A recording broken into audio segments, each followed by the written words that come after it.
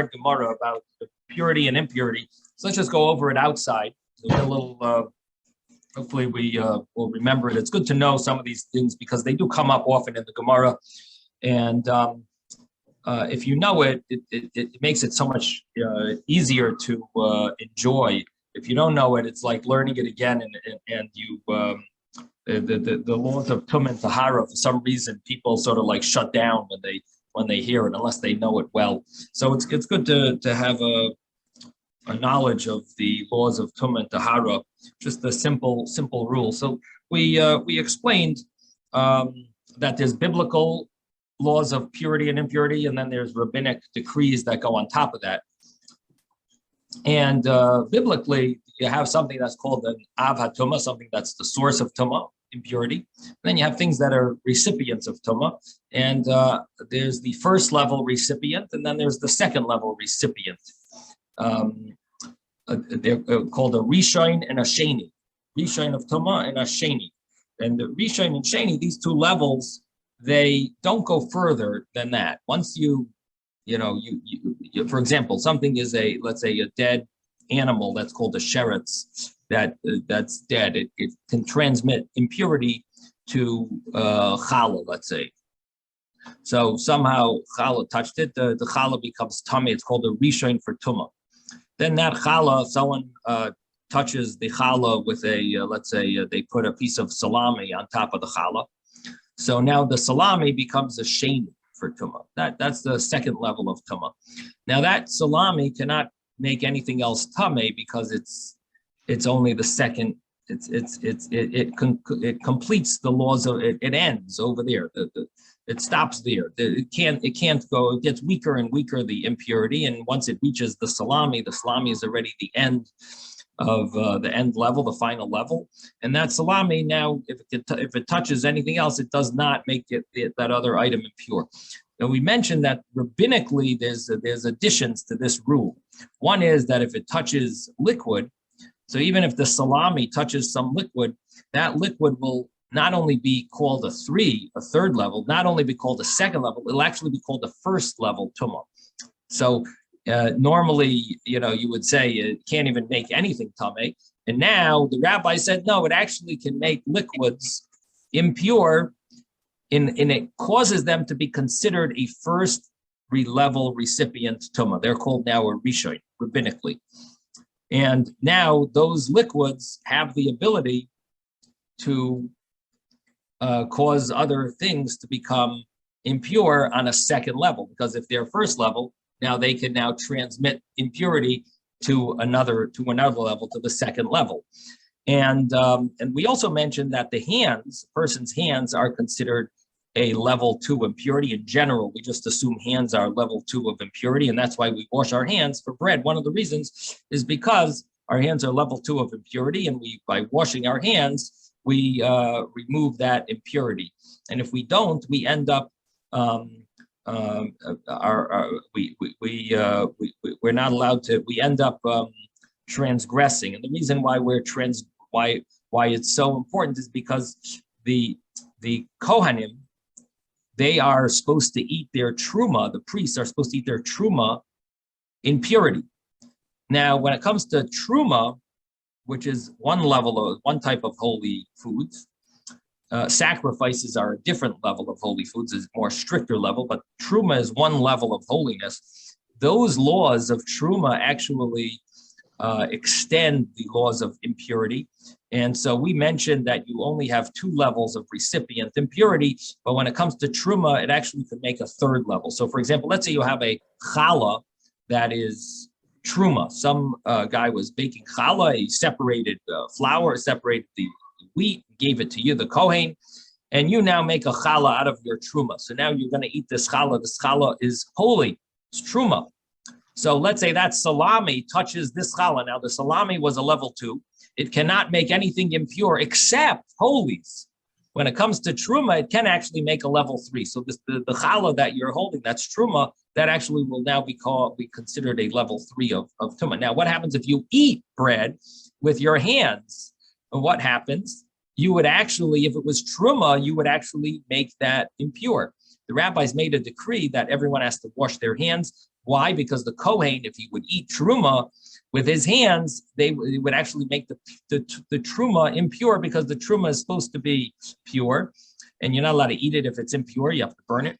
And if a person is level 2, if his hands are level 2 of considered tuma, sheni, the hands are considered a shniyos, they're considered second level of tuma, they could actually transmit tuma to something that's holy and make it a third level.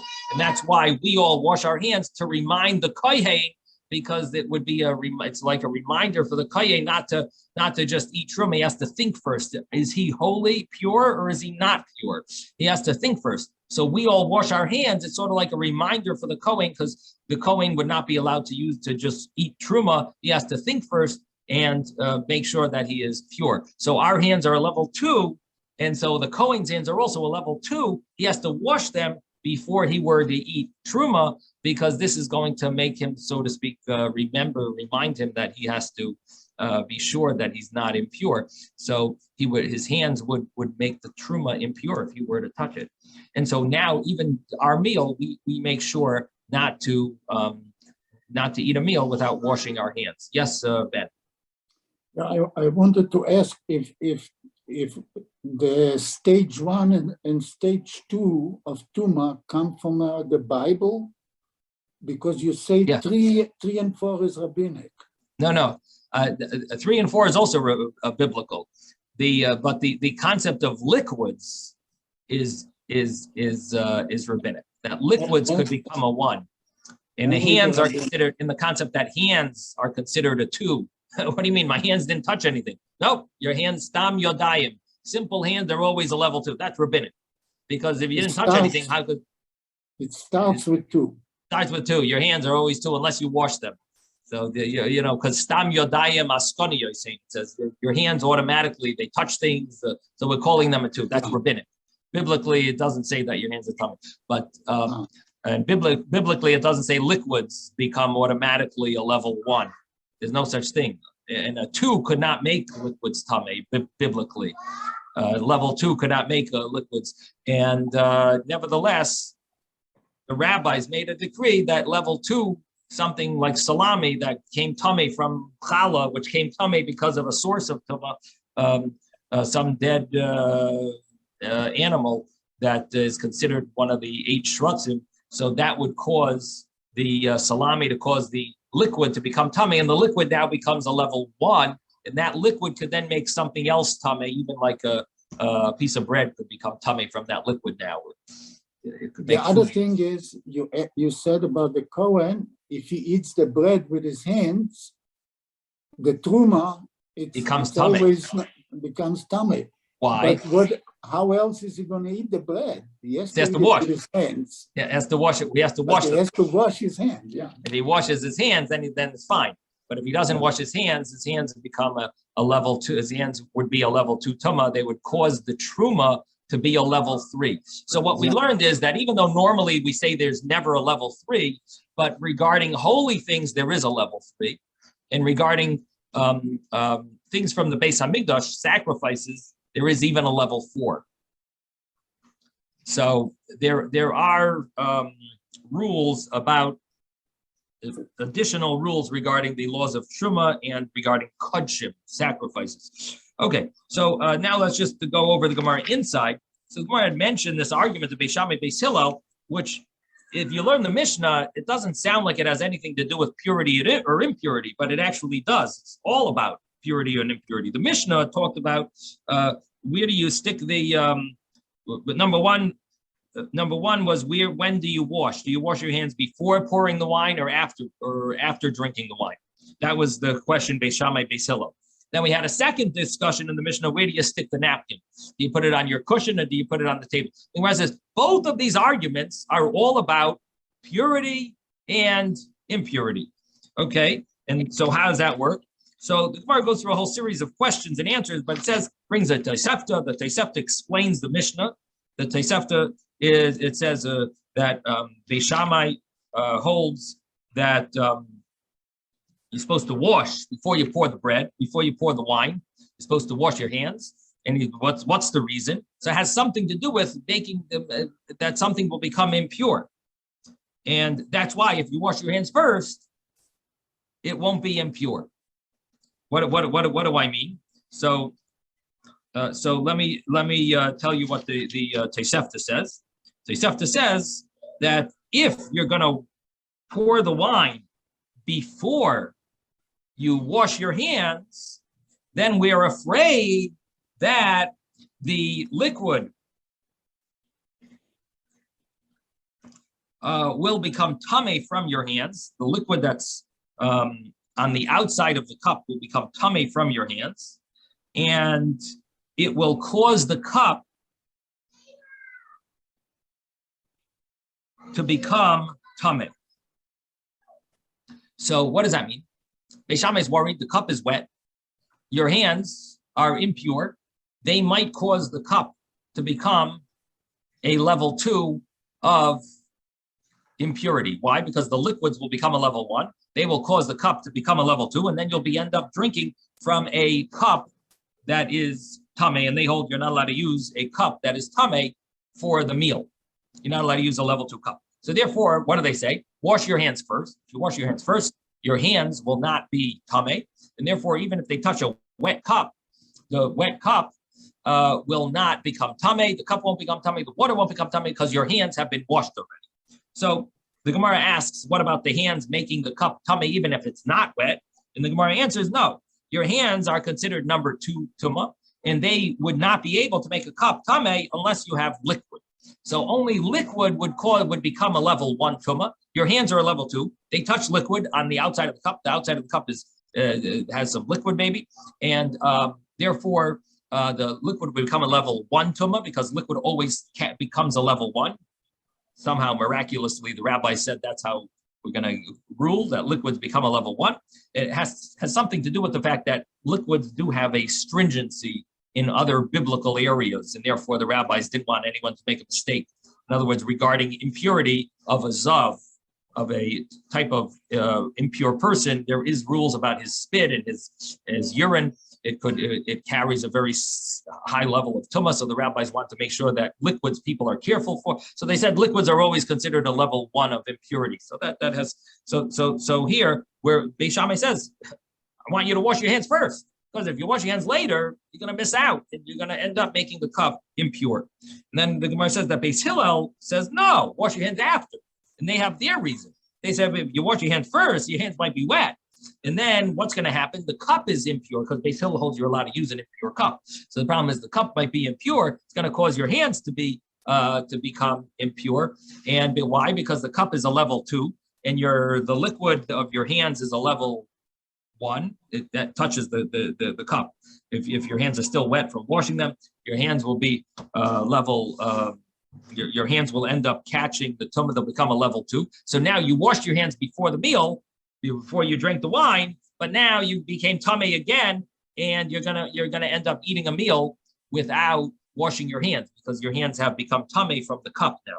So Beis Shammai had his reason, Beis Hillel has his reason.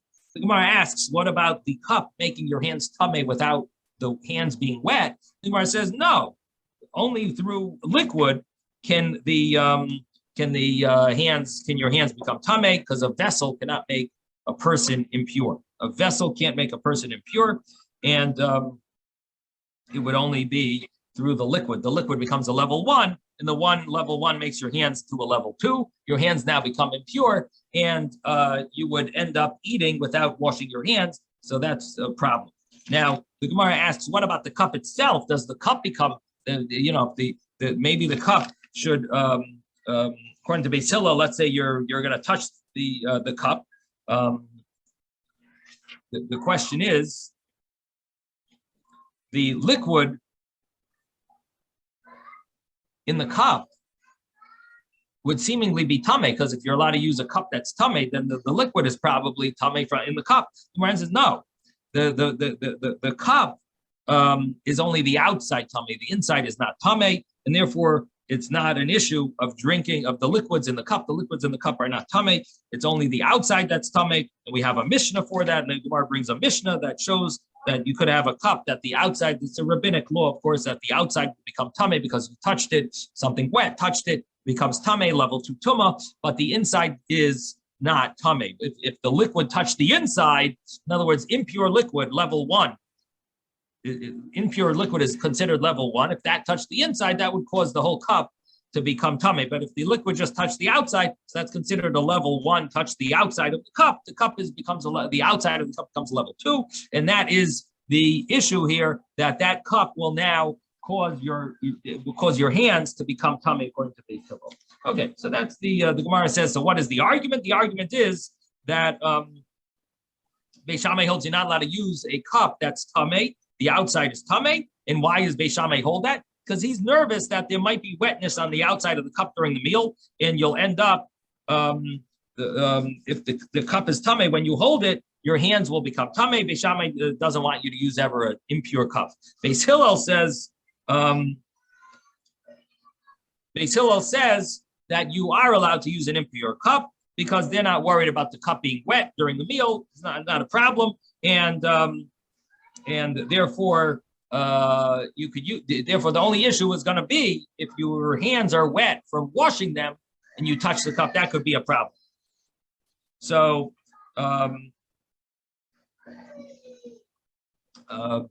so that's what it boils down to. Are you allowed to use a cup that's impure? The outside is impure. According to Beis Shammai, no. According to Beis Hillel, yes. Then the Gemara said, Davar Acher, another point, and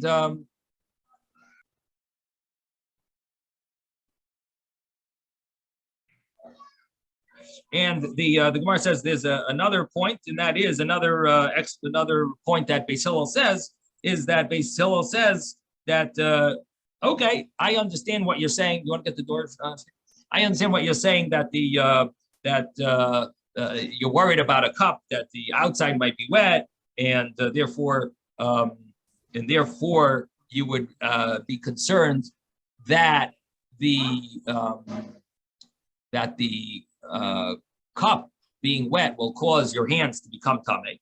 Okay, so you're not allowed to use, an impure cup, but nevertheless, there's another issue here, and that is after you wash your hands for bread, what are you doing drinking the wine?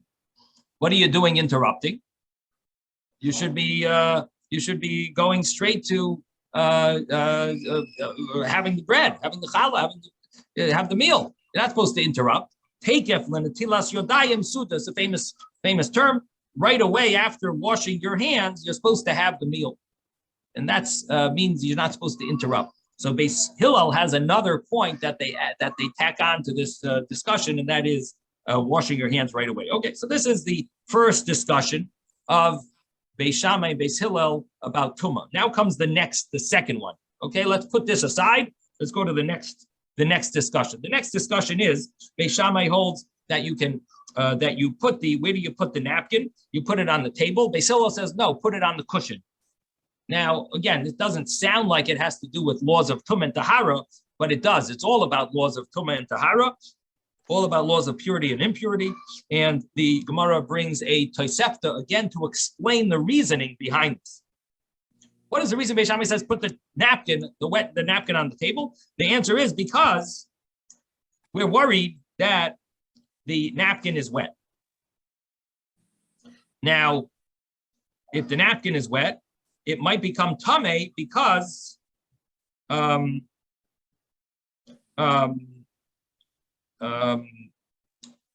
cushion that you're sitting on is tameh. If the napkin is so wet, it'll become what we call a rishon, a first level tumah. Why? Because it's liquid, and that liquid in the napkin is obviously we're not talking about it's damp. We're talking about that it's sopping wet. If it's sopping wet, then there's a substantial amount of liquid there. That liquid will become a number one recipient tumah, impurity, and that liquid. What will happen during the meal when you decide to wipe off your mouth from the gravy that's on your mouth?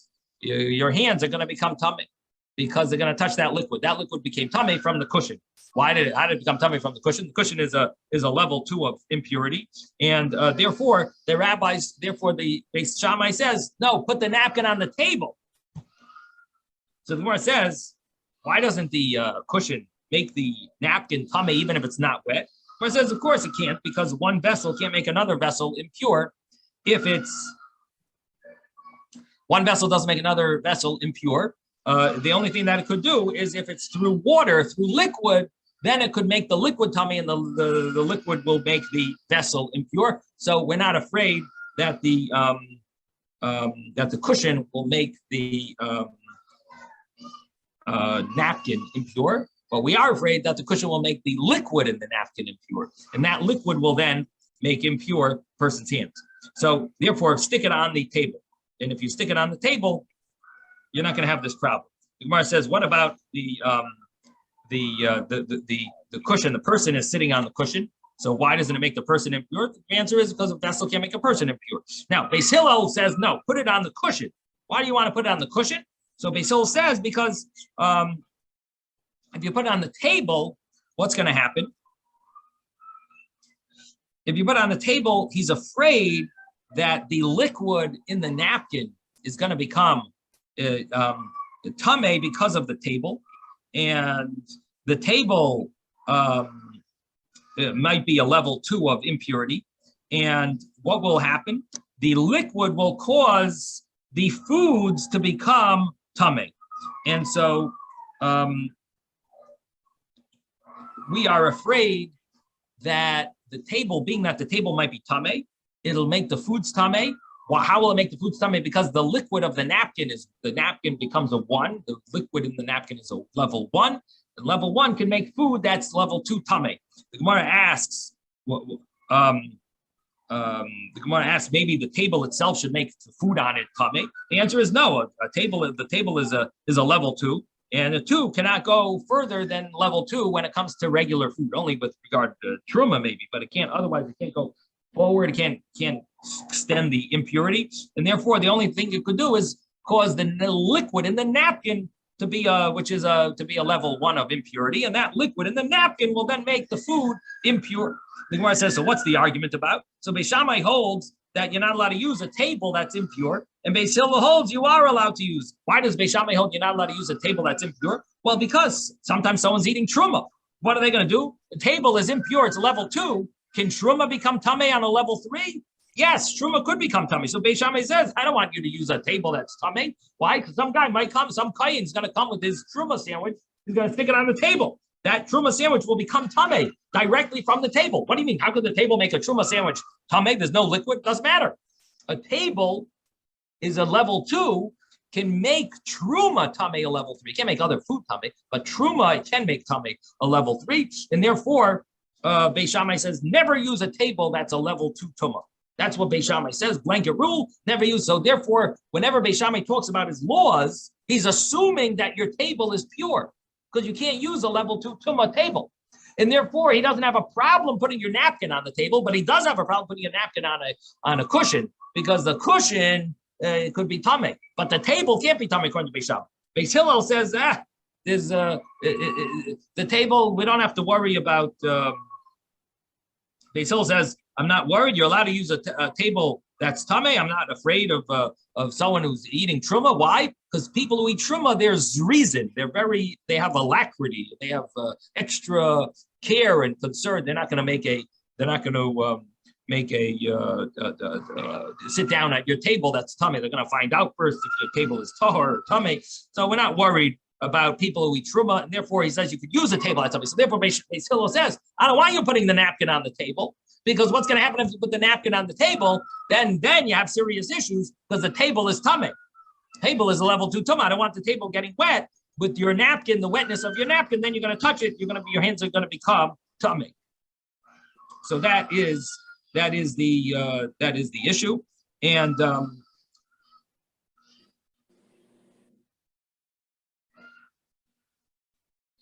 so not only your hands are going to become tummy, the food is going to become tummy. That's what he's worried about. He's worried that not only your hands, the food, the table, the table will make your hands and the table tummy. Now, the Gemara then says davar acher, and I mentioned there's 2 ways of learning this davar acher. Another point is that the Gemara asks, so what does this mean? This davar acher, this additional point, another reason. So the 2 ways of learning it. The one way of learning it is that Beis Shammai explains that Beis Hillel explains himself, and he says maybe you're going to say, so what's the difference between the table causing the food to become tamei, or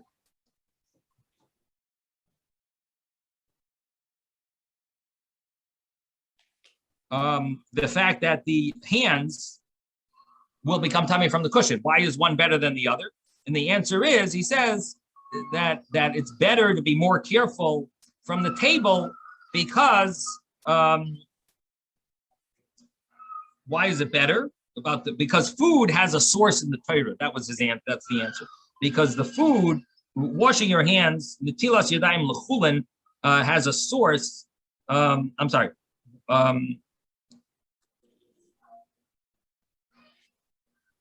The food has a bigger source of tumah than your hands.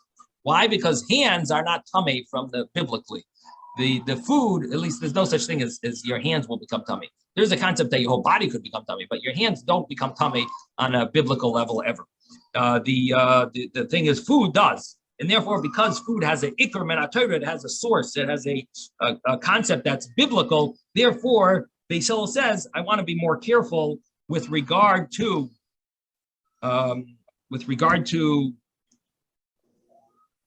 the putting your wet napkin on a table than with regard to putting your wet napkin on the cushion. Why? Because putting your wet napkin on a table will cause the food on the table to become tamei, and that has a biblical origin.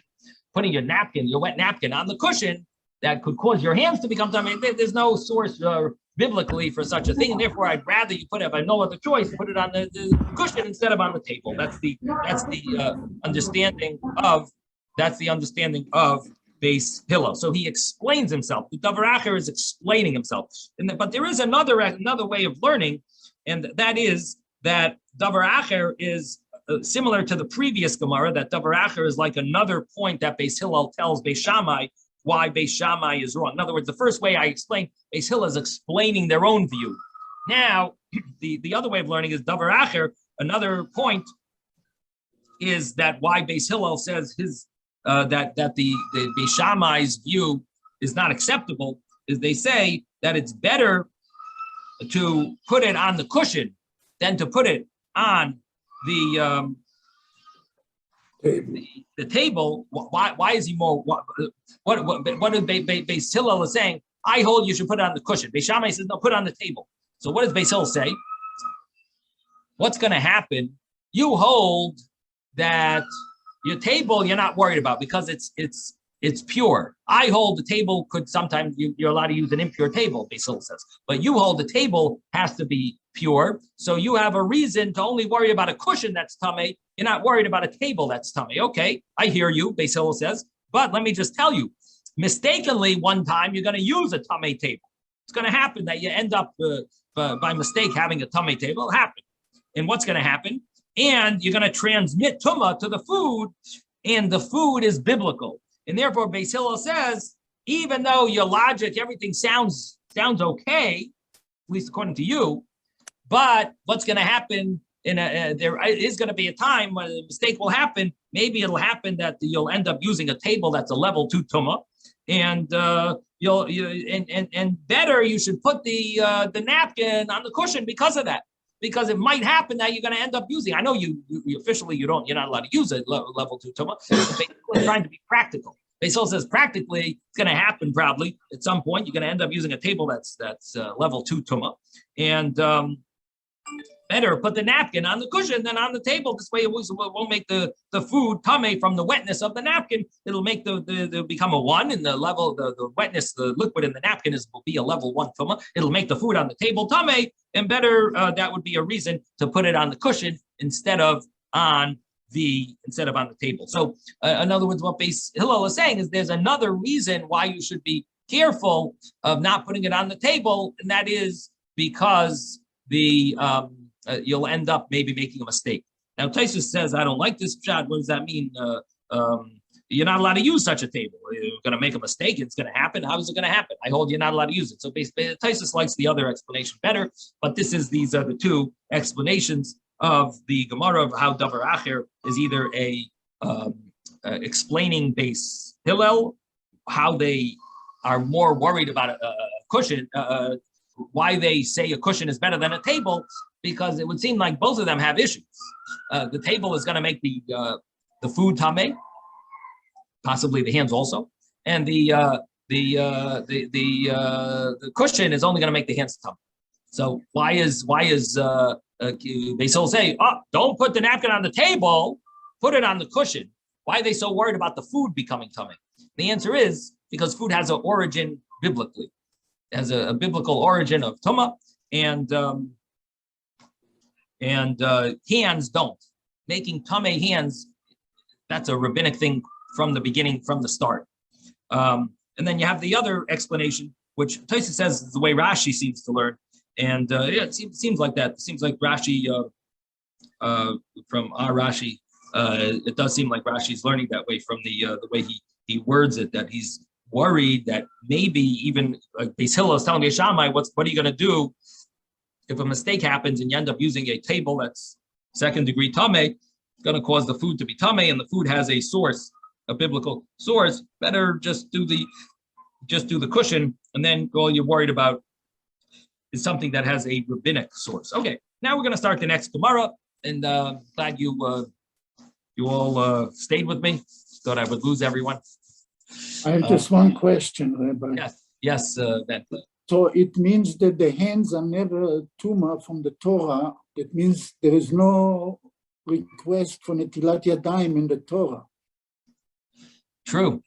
Okay. At least for bread, there is a concept of the Kohanim before they did the service in the temple.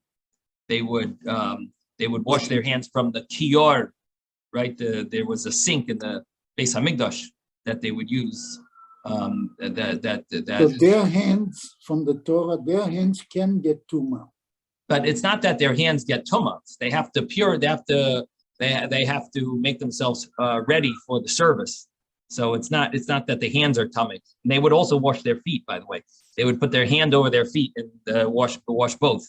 The right hand over the right foot, wash them both, and the left hand over the left foot. Now wait, don't try that for washing for bread in your house. Your wife will, she won't be too happy. If you might lose your balance too. Yeah, that's another story. But the hand, right? The person could become tameh, which would mean the hands also. But there's no such concept as hands only become tameh without the body. Okay, so we're now up to the next Gemara. Now, the next Gemara was also the next Mishnah, next part of the Mishnah, I should say, it was also a little hard to understand. It said that Beis Shammai says that you're supposed to sweep, and afterwards you wash mayim achronim. Beis Hillel says that you wash mayim achronim, and afterwards you sweep the house literally. Literally, it means the house. And this was a little surprising. What does this mean? Sweeping before netilas yadayim, before mayim achronim, before mayim achronim is the water you wash before you bench after the meal, right? So Beis Shammai says you're supposed to sweep up the place. So Tanu Rabbanan. So we're going to learn. So this Gemara is on the first medium-sized line on page 52b. 52b. We are approximately halfway down the page, and it's the first medium-sized line. Tough Reish. Tanu Rabbanan, the rabbis learn. Beis Shammai Yomer, Beis Shammai says, Mechabdin as abayis. You finish the meal, Mechabdin, you sweep and clean the house where you ate. And Rashi says, on the Mishnah, means if you're on the ground, you would sweep the ground. If you're on the table, you sort of like brush it or clean it. You clean the table. So wherever you ate, you should first brush off. And afterwards you wash the mayim achronim, the water at the end of the meal. So again, don't worry about the laws of tumah and tahara. That's behind us already. We're now moving forward back to the regular Gemara, and we're learning about Beis Shammai Beis Hillel's argument here regarding sweeping or cleaning up after you finished eating, but before or after you wash mayim achronim. So Beis Shammai says you have to do it before you wash the mayim achronim. And what's the reason? So the Brisa, the Tosefta, gives us a little explanation to this. Actually, this is not a Tosefta. Oh, it is. It is a Tosefta, yeah. Yeah. It's a Tosefta. So the Tosefta gives us a little explanation to this, that that you are the reason why Beis Shammai says it to do it this way is because if you're going to say that you should wash your hands first, what's going to happen? Well, you wash your mayim achreinim hand, the liquid is considered to be disgusting. Why? Because your hands, you touched food with them, you touched your mouth with them during the meal. Your hands now are not in the cleanest state. And the liquid that falls off of those hands, if it falls onto food, it will make the food disgusting. So Beis Shammai is worried about that. Beis Shammai says, if you're going to wash your hands and then like clean up, so nimtza atamafsed it comes out that you're going to ruin the food, and it will be disrespectful to do that to food. Now, this law about food applies when it is the size of an olive. In other words, I just give you an example. We at our Shabbos table, you pass around the mayim achreinim. What happens? Everyone washes their fingertips. Now, you wash your fingertips, so it's not exactly a sink. You know, there's a small mayim achreinim, so a drop might fall on the table. Now, what happens if you have a lot of challah over there that was cut for the meal?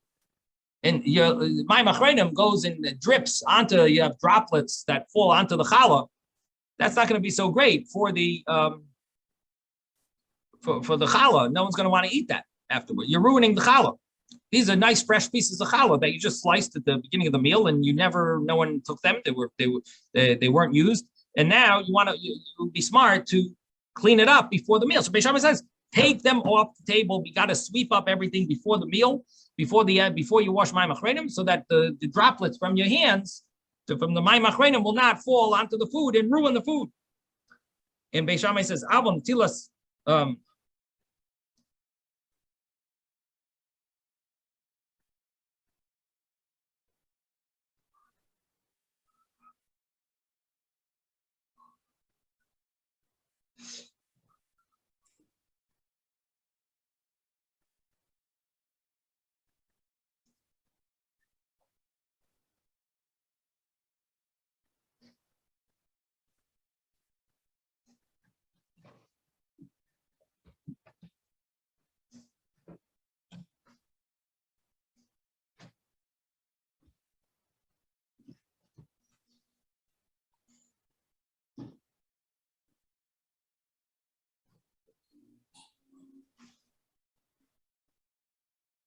So Beis Shammai repeats himself over here. It is interesting.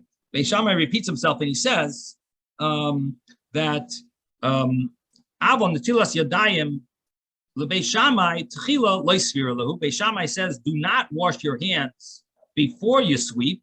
My taima, what is the reason? Mishum pirurim, because of these pieces of food that are going to become disgusting when the mayim achreinim, when the water of the mayim achreinim falls on.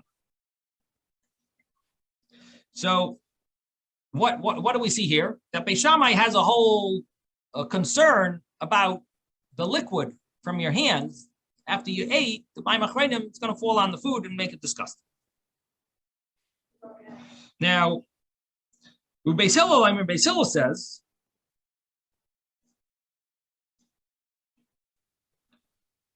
if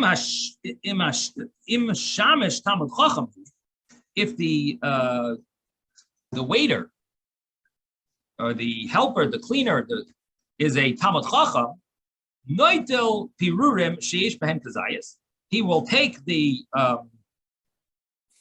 pieces that have a substantial size, the size of an olive, umeniach pirurim she'ein behem kazayis. He'll leave the pieces that don't have a kazayis. What does this mean? That the pieces that don't have a kazayas, we're not worried if little crumbs, we're not worried that the liquid's going to drop on them because no one's eating them. But the big pieces, substantial pieces, that's what we're concerned about. He says, so what are you worried? Yeah, you want to wash your hands. You want to wash your hands after you sweep up. It's no problem because the shamash is anyway cleaning up anyway, the big pieces. So you don't have to sweep everything. the shamash will take the big pieces and it's fine. He took the big pieces already. So now you don't have to sweep everything up before you wash my machrenim. Wash my machrenim, no problem. Oh, you're gonna drip some droplets onto the table and on the pieces. Those pieces are anyway for the garbage. So Beis Hillel says you don't have to be so careful. So the commentaries say the reason why Beis Shammai repeated himself in the previous statement, he repeated himself twice to say that Beis Shammai says you have to do it this way. Beis Hillel implies like you could do it either way, but you don't have to worry. If you want, you could sweep up. Beis Hillel is not against Beis Shammai's ruling here. Beis Hillel is just saying that you don't have to do it like Beis Shammai said. You could do it the other way also, but it's not necessarily that. Beis Hillel is not against doing it like Beis Shammai. Yes, Ezra. Yeah, but Beit Shammai is depending upon the fact that the Meltzar is someone who knows what he's doing, what he's doing. Right. And true. That may not be the case. Oh, so one of the questions, actually, what you're touching on is another issue, and that is how are you allowed to use a Talmud Chacham, a scholar, to be your shamash? You're going to have him be your janitor? A scholar is the waiter, is the janitor? It doesn't seem it doesn't seem right. That's a good question. So the answer is that we're talking about a Talmud Chacham, just someone who knows the laws of these laws. Doesn't mean he's scholarly. Doesn't mean he knows the whole Yeridea. It doesn't mean he knows the whole laws of Shabbos. It means he's a Talmud Chacham, meaning he read the rules, the rule book of being a good waiter, and he knows these halachas that apply to a waiter. So they're calling him a Talmud Chacham here. So but you're right. So Ezra is asking a question that according to Beis Hillel, it only applies. Beis Hillel's ruling applies in a case where there's a shamash. And so the point is that Beis Hillel would seemingly agree with Beis Shammai if you don't have a shamash that knows what they're doing, then maybe you should have them sweep up first, because otherwise you're going to ruin the food. It could be that that's correct. But the point that Beis Hillel is making is that if you have a shamash that knows the rules, then you could do it either way. No, they took the challah board off the table. Now what? Do you want to go like Beis Shammai and the sweep? No, you don't have to. Once they took the challah board off the table, they took the other pieces of dessert off the table. So now you have both ways you can do it. You want to sweep up? Sweep up. You want to wash by machrayim and bench? Do that. Either way is fine. Beis Hillel says you don't have to worry as long as the person who's cleaning up knows to take the big pieces off the table. Yes, yes, Ezra. And I have a question. The Beit Shammai is talking about taking off everything that's a kazait or basically anything that's big. Beit Shammai says just take off all the stuff that's a kazait. But aren't we supposed to leave on the table at least a kazait of bread so that you can do the Birkat Hamazon on? There is such a did we learn that? I know that as a minhag. Yeah. If we learned that together. Do you recall learning that together over here? There is such a minhag. You're right. There is a minhag to have there's such a source to have, like, you shouldn't remove the bread. There should be some bread on the table. If you ate bread, I think. There is such a concept. I don't remember. I have to think where are the sources of that. But there is definitely a minhag. We're always mocked to have some type of you keep some bread on the table to bench. So how does that fit with what we're reading? That's a good question. Let's flip it back. Let me see if they mention anything. That is an interesting point.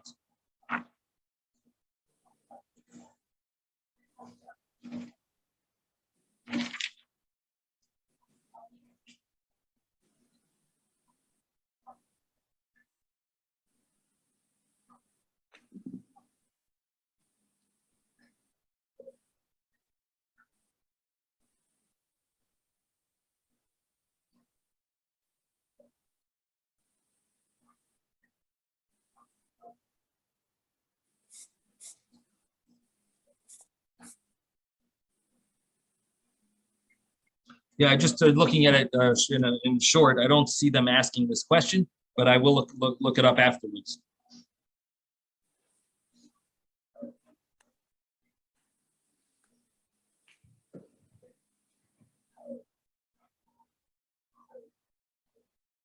Mm-hmm. Yeah, I don't see them asking it here. I'll look in some other farm. Okay, so a good question, Ezra. We'll have to check it up. So I guess what we have to do is also find the source. I don't know what the source is as well. I have to find where the sources of that, not to bench without having bread on the table. It sounds like a sign of poverty or something. I think there is some. I think it might have something to do with that. Okay, so the Gemara says here that Beis Shammai and Beis Hillel have this argument about do you need to sweep up before you do Mayim Achreinim so that you won't ruin the food. Now the Gemara continues and says that Messiah Alei Rabbi Yochanan, this brisa that explains that Talmud Chacham takes off the pieces that have a kazayas, that have size of an olive, in other words, large pieces.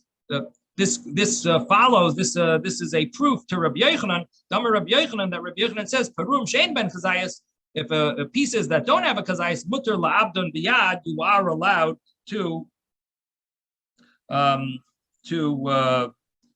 ruin them with your hand. Meaning they're not. It's not like it's not considered edible.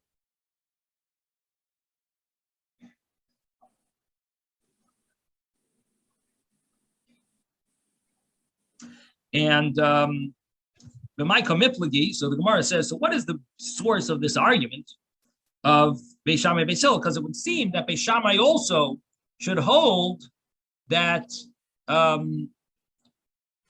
if you clean up the big pieces, it should be good enough, right?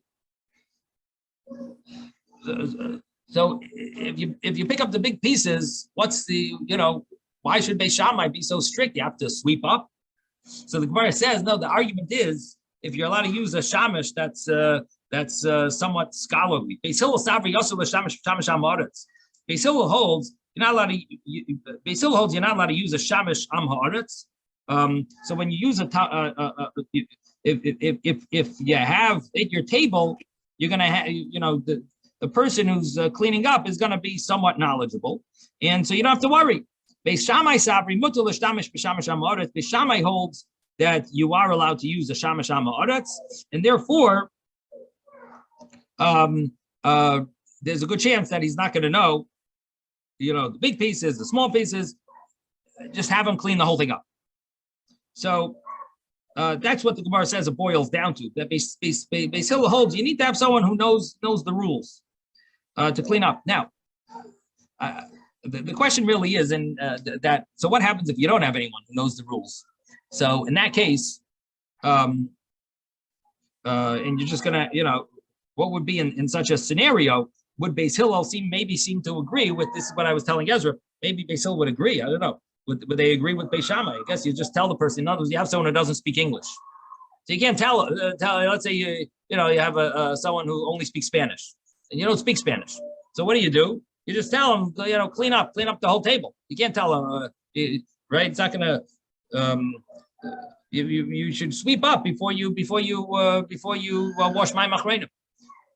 So in other words, if you don't have, it would seem like that would be the proper thing to do. Just have her clean the whole table before, because she doesn't know the rules and you can't speak to her.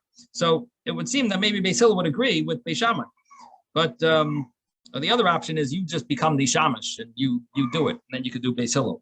But anyway, that's the argument here is: are you allowed to use a shamash that is a am haaretz, that doesn't know the laws? Amar Rabbi Yosef Bar Chanina, Amar Rav Huna.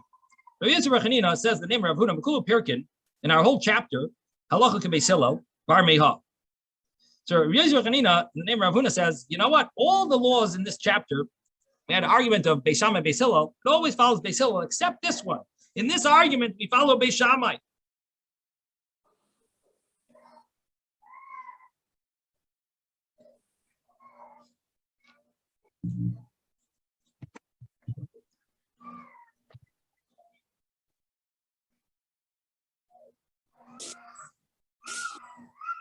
Now, The halacha can be sham. Rab Oishia Masni Ibcha. Now Rabbi Oishia or Rabbi Shaya, he learns the opposite. That here, the names are messed up. Really, Beis Shammai says what we thought Beis Hillel said, and Beis Hillel says what we thought Beis Shammai said. So according to this, Ubahanami halacha to Beis Hillel, here also the halacha would follow Beis Hillel that you would sweep up before Netilas Mayim Achreinim. So what comes out from the Gemara, it seems like, is that you do need to sweep up. It's not so practical to learn the other opinion, that everyone seems to agree, like Beis Shammai, that you're allowed to use a shamish am haaretz, and therefore you should sweep before the before you wash mayim achreinim. That's what it sounds like.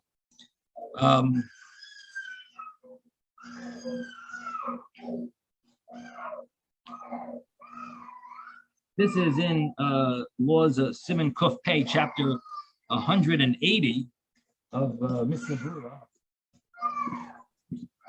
Chapter 180.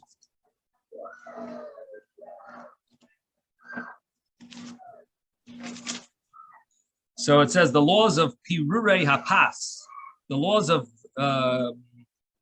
crumbs.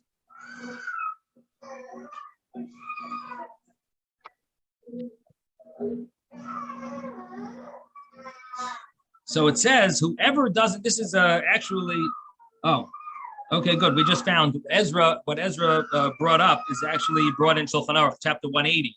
Whoever doesn't leave bread on his table does not see a siman bracha forever.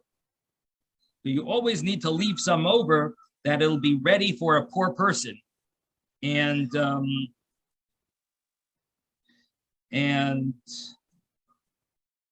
the Mishnah brings down 2 points. He says that if you're mayrech b'shulchana, if you have a long meal, there's a it says in the Gemara that we will give you a long life, and the reason is because maybe a poor person will come and you'll still be eating, so you'll be able to give him food, and also to thank Hashem for His kindness that He gave you such. The reason to leave over. The reason to leave over something is that to thank Hashem for His kindness that you were satisfied and you even have extra. So again, there's 2 reasons. One is for a poor person, be ready for a poor person who comes. Just like the reason for you have a long meal, it's also beneficial to a poor person. They'll come, they'll still be able to give them during your meal. Same reason. And then the other point is that to thank Hashem that you even have extra. Okay, now it says that, but don't bring a pas shlema, full bread, and put it on the table, because it looks like you're doing it for avodah zarah.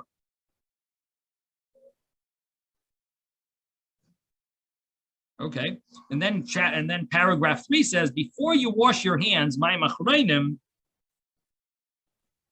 it says you should sweep up, that there shouldn't be pieces, and they'll be dirtied by the mayim of mayim achreinim, even though you're allowed to destroy small pieces that don't have a kazayas. But maybe the person cleaning up will not know the laws, because you're allowed to use a shamash am haaretz. You're allowed to use so, and he will end up leaving pieces that also have a kazayas and that you're not allowed to destroy, and therefore just sweep everything. And nowadays we are not noyeg this, because we don't move the tables away like they used to. We wash our hands chutz l'shulchan, in a place, we wash our hands off the table in a place where there's no pieces, and you don't have to worry about anything. So the halacha does not exactly apply nowadays. In the olden days, they would have the table in front of them, and then they would move it away, so to speak, and sweep up. Or if they were on the ground, if they sat on the ground, they would have to sweep up the ground. And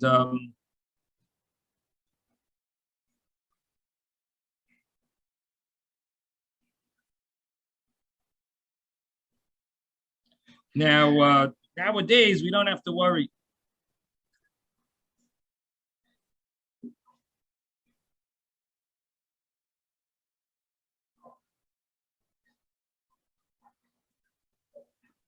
So, and then it's interesting because it does say in paragraph 4, even though you're allowed to destroy the pieces that don't have a kazayas, nevertheless, it's not a good thing because it's a sign for poverty. But the Mishnah Berurah explains that that's only if you step on them. But if you just drop water on them, if they get ruined, that's not a problem. Don't step on little pieces.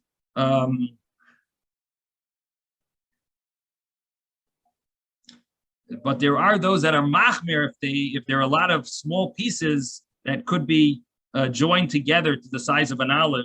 He brings down some are machmir. That's interesting, the lavush. Okay, anyway, these are interesting halachas. Most people aren't familiar with these halachas. Again, it's not so practical because we aren't noyheg to follow this because we don't wash our hands in a place where it's going to cause the bread to be dirtied. Now, if you do wash on the table, the Mishnah Berurah brings down that you do need to make sure that there's no pieces that they shouldn't get dirtied from your mayim achreinim. Now, the Ezra's question, the Mishnah Berurah seems to answer. Ezra, are you here? The Mishnah Berurah, I think he answers your question. He says, it would seem that nevertheless you should leave some bread at the edge of the table, one edge, that it should be there until after Brochos Hamazon, as we learned in Sif Aleph, that you're supposed to have bread on the table and it'll be a little far from wherever you're washing.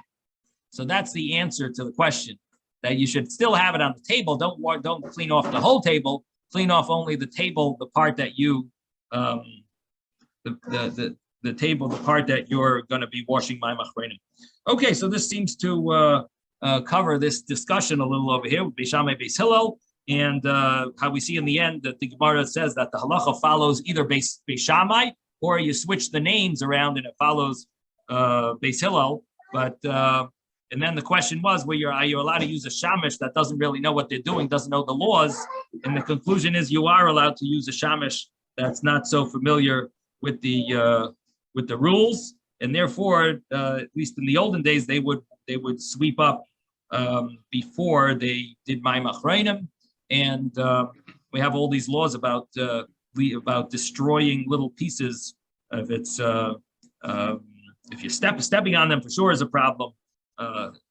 Dripping mayim achreinim on them. If there's a lot, maybe it could be an issue. And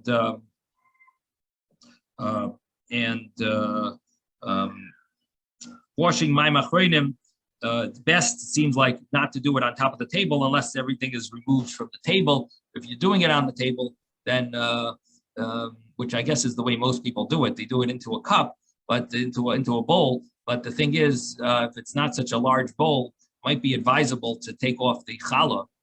The main pieces of challah, I guess, before at least put them in the middle of the table where they're not going to get dirty from the mayim achreinim. That's what it seems like. Let me just